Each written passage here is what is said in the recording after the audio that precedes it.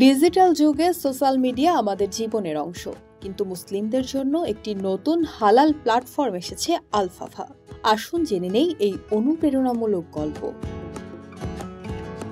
2021 সালে যুক্তরাষ্ট্রের একদল তরুণ মুসলিমের হাত ধরে যাত্রা শুরু করে আলফাফা।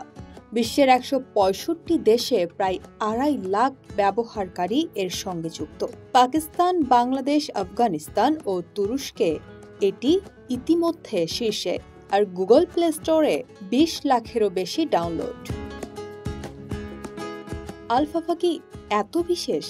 এটি শুধু সোশ্যাল মিডিয়া নয়, একটি সম্পূর্ণ ডিজিটাল ইকোসিস্টেম যা ইসলামী মূল্যবোধের উপর দাঁড়িয়ে। আলফাফার সিইও আসিফ সাইদ বলেন, অনেক সোশ্যাল মিডিয়া আছে, কিন্তু ঈমান বজায় রেখে ব্যবহার করা কঠিন। আলফাফা মুসলিমদের জন্য নিরাপদ, হালাল প্ল্যাটফর্ম, যেখানে কুরআন, সুন্নাহর নীতি মানা হয়। আলফাফা বিশ্বজুড়ে মুসলিমদের সংযুক্ত করছে, ব্যবসায়ী প্রসারিত করছে, আর ইসলামী জীবনকে সমৃদ্ধ করছে। এটি সবার জন্য উন্মুক্ত, তবে নৈতিক নীতি মানতে হবে।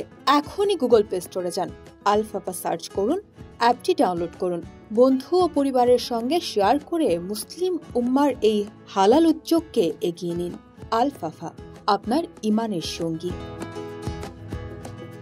আরও খবরের জন্য থাকুন 24 ঘন্টা বাংলাদেশের সঙ্গে।